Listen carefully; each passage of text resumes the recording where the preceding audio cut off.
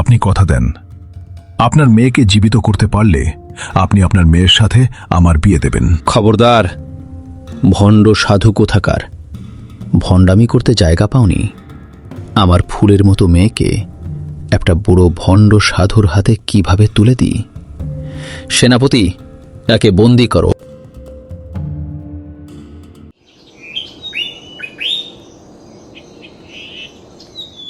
মন্ত্রীগণ, আজ তোমাদের রাজসভায় ডেকেছি কোনো অনুষ্ঠানের জন্য নয়।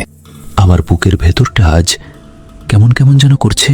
সূর্য ডুবে গেছে, চাঁদ উঠে গেছে, কিন্তু আমার মেয়ে রাজকুমারী এখনো রাজপ্রাসাদে ফিরে আসেনি।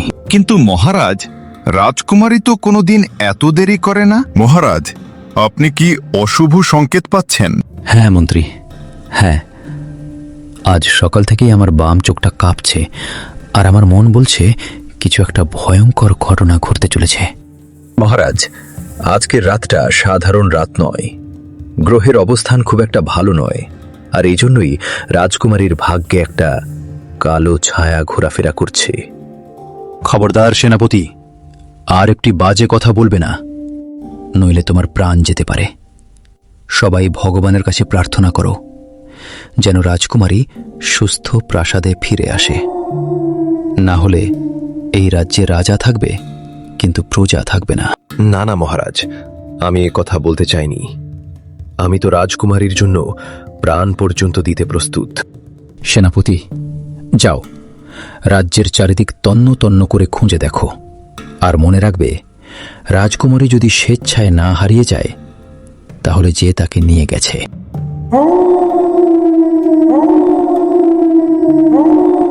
হে ভগবান, আমি পথ ভুলে কোথায় চলে এলাম? জালতু জালালতু আয় বলে কাটালতু। এ কি, কে আপনি? আর কোথা থেকেই বা এলেন? কি নাম আপনার? আরে থামো থামো, সব প্রশ্নের উত্তর দেব তোমার, কিন্তু তার আগে তুমি বলো, তুমি কাঁদছো কেন? কি হয়েছে তোমার? আমি পথ ভুলে গেছি গো, আমার একটু উপকার করবে? আমাকে বাড়ি পর্যন্ত পৌঁছে দেবে? আমার বাবা খুব চিন্তা করবে গো আমার লেগে। হ্যাঁ অবশ্যই, কেন পৌঁছে দেব না, কিন্তু তার আগে বলো, কে তোমার বাবা? তোমার বাবার নাম কি? আমার বাবা হলো এই রাজ্যের রাজা ইন্দ্রবর্মা, আর আমি হলাম তার মেয়ে রাজকুমারী ইন্দ্রমতী। এত মেঘ না চাইতেই বৃষ্টি আজ আমি আমার সন্তানের সাথে করা কুকর্মের প্রতিশোধ নেবই। চলো চলো, তোমাকে বাড়ি পৌঁছে দিই।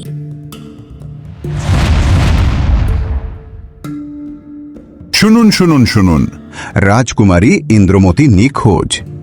তাই ওকে যে খুঁজে এনে দেবে, তাকে নগদ 1000 স্বর্ণ মুদ্রা পুরস্কার দেওয়া হবে। আমি আবার বলছি, রাজকুমারী ইন্দ্রমতী নিখোঁজ। তাই ওকে যে খুঁজে এনে দেবে, তাকে নগদ 1000 স্বর্ণ মুদ্রা পুরস্কার দেওয়া হবে। ঠাকুমা, আমার ভয় করছে ঠাকুমা। তুমি আমাকে কোথায় নিয়ে যাচ্ছ ঠাকুমা? আমার খুব ভয় পাচ্ছে। ভয়ের কোনো কারণ নেই, আমি তো আছি, আর তোকে নিয়ে যাচ্ছি যমরাজের কাছে। তোর বাবা যে কুকর্ম আমার সাথে করেছে, তার ফল আজ তুই ভোগ করবি। হে, তুমি কি বলছো ঠাকুমা? বাঁচাও আমাকে, বাঁচাও। কে আছো, আমাকে বাঁচাও। যা, চলে যা।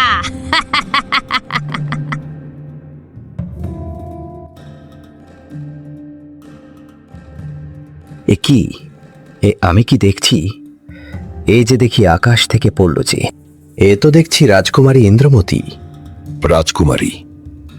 রাজকুমারী বোধহয় মারা গিয়েছে। তাড়াতাড়ি গিয়ে রাজামশাইকে খবরটা দিই।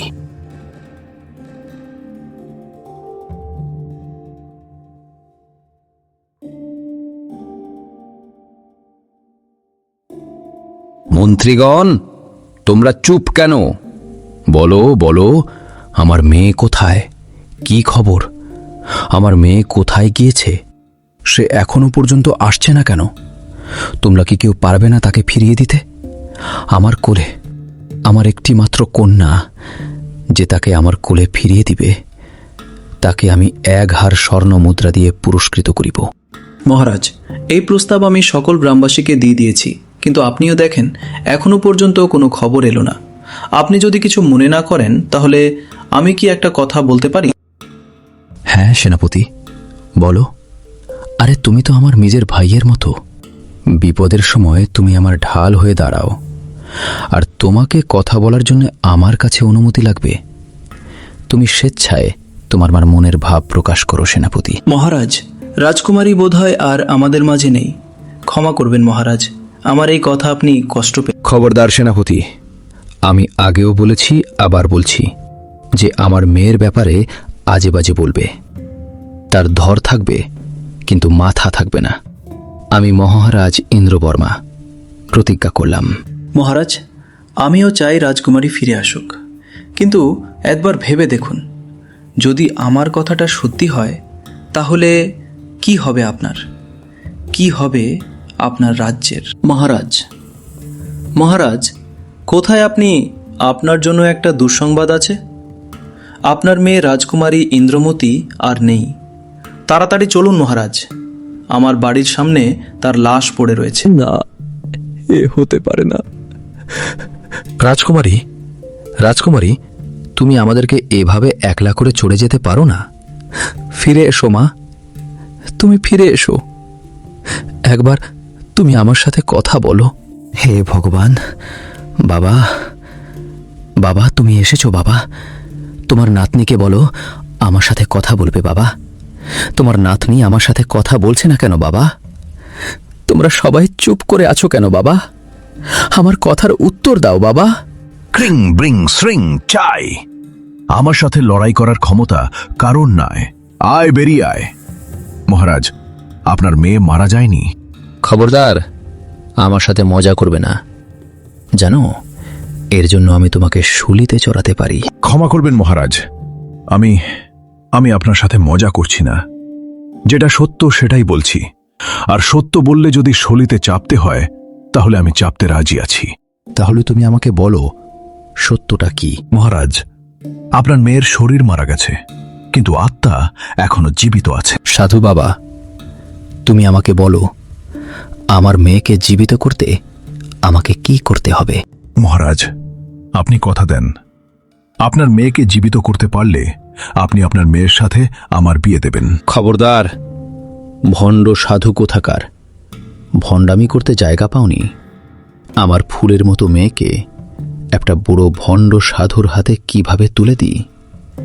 সেনাপতি, একে বন্দি করো। মহারাজ, আমাকে বন্দি করলে যদি আপনার সমস্যার সমাধান হয় তাহলে করেন আমাকে বন্দি, কিন্তু যদি আপনার মেয়েকে আমি জীবিত করে দিই তাহলে আপনি পেয়ে যাচ্ছেন একজন জ্ঞানী গুণী জামাই, যে আপনার রাজ্যকে সঠিকভাবে পরিচালনা করতে পারবে। না সাধু বাবা, না, আমি এত বড় অন্যায় আমার মেয়ের সাথে করতে পারবো না। মহারাজ, এটা তর্ক করার সময় নয়, এটা সিদ্ধান্ত নেওয়ার সময়, যে আপনার মেয়ে আগে নাকি আপনার সম্মান। একটি দুষ্টু শয়তান আপনার মেয়ের আত্মাকে একটি অন্য জগতে বন্দী করে রেখেছে, আর আপনার মেয়ের আত্মাকে ওই দুষ্টু শক্তির হাত থেকে আমি ছাড়া কেউ রক্ষা করতে পারবে না। ঠিক আছে সাধু বাবা, তুমি যা ভালো বোঝো তাই করো, কিন্তু আমার মেয়েকে জীবিত করো। ঠিক আছে মহারাজ, আমি নতুন আত্মা এবং নতুন শরীর নিয়ে আপনার কাছে হাজির হব। আপনি এই শরীরের সৎ কাজ করে দিন।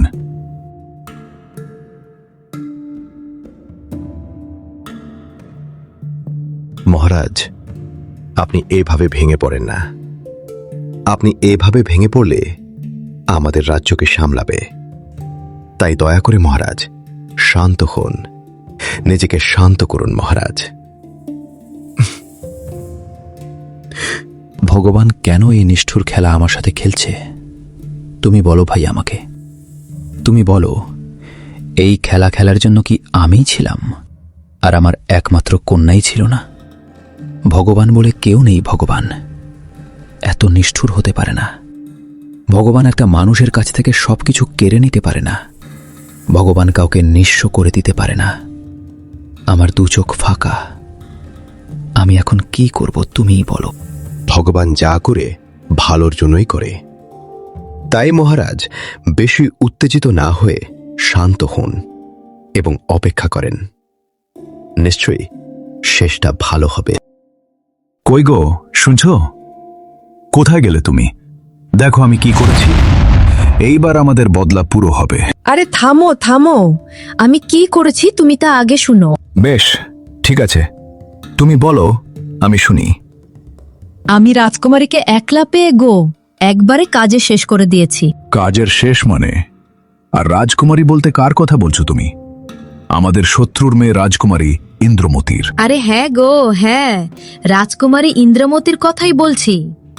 ওকে একবারে আকাশের ওপরে তুলে একেবারে নিচেতে চটকে দিয়েছি।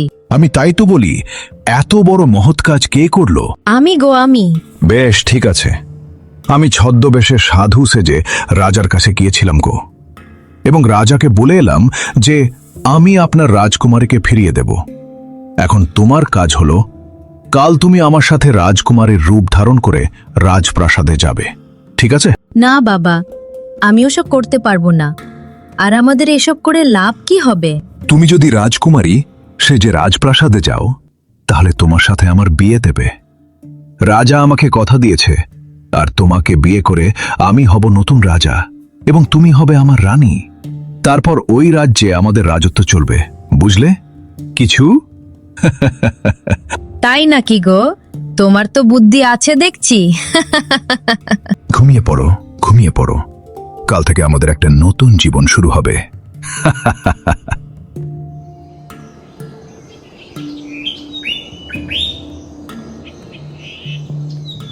মন্ত্রীগণ, মন্ত্রীগণ, বলি, তোমাদের কি মনে হয়, আমার মেয়েকে কি ফিরিয়ে আনতে পারবে সাধু বাবা?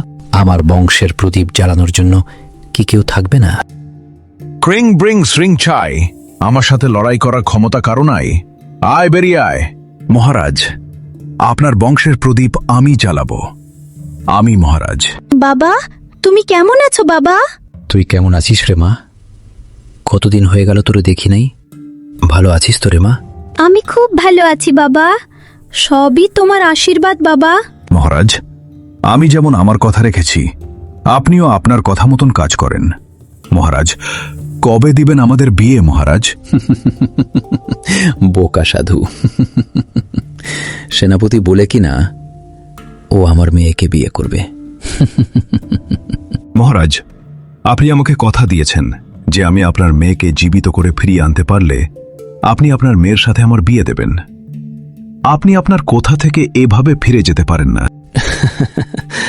আমি একজন রাজা, আর রাজ্য চালানোর জন্য এরকম ছোট মোটো মিথ্যা কথা আমি বলতেই পারি। কি বলো সেনাপতি? মহারাজ, আপনি একজন রাজা হলেও উনি হলেন একজন তান্ত্রিক। উনি যেমন মৃতকে জীবিত করতে পারে, ঠিক তেমনি জীবিতকে মৃত করতে পারে। তাই ওনার সাথে আপনার পাঙ্গা নেওয়াটা ঠিক হবে না। মহারাজ, আপনি যদি আজ আমার সাথে এই অন্যায় করেন, তাহলে এই রাজ্যকে আমি শ্মশানে পরিবর্তন করে দেব। বাবা, আমি এই সাধুকেই বিয়ে করব বাবা। এই সাধুই আমার প্রাণের স্বামী হবে বাবা। না, আমি পরিস্থিতির চাপে পড়ে কোনো ভুল সিদ্ধান্ত নিতে পারি না। তাও আবার আমার মেয়ের জন্য এই সিদ্ধান্ত নেওয়ার আগে আমাকে শতবার ভাবা উচিত। তাই আমি রাজ বৈঠকের কাছে একদিন সময় চাই। আমি আমার সিদ্ধান্ত কাল শোনাবো।